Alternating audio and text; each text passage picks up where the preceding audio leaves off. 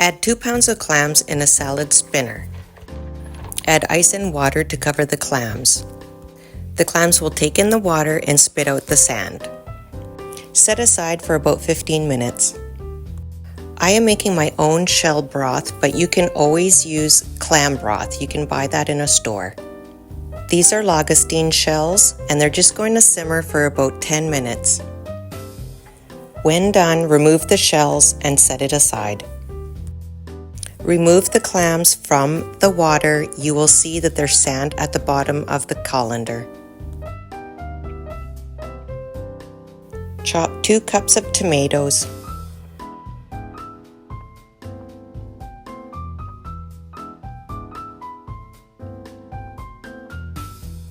Chop 1 cup of onion. You can also use shallots. Add 2 tablespoons of oil to a pan. Add your onion or shallots and 1 tablespoon of garlic. Add 1 teaspoon of chili flakes. Sauté for a minute or so. Add your chopped tomatoes and a 1/4 cup of sun-dried tomatoes. Cook until the tomatoes are soft. Add 1 cup of clam broth. I use the langoustine broth.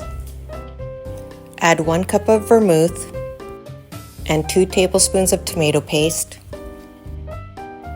and 1/2 cup of butter. Simmer so everything is incorporated.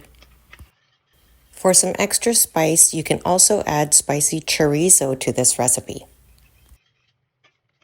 When the sauce is incorporated, add your clams. Cover and simmer until the clams open, about 5 to 10 minutes. When clams are open, sprinkle with either chives or parsley. Serve with toasted garlic bread.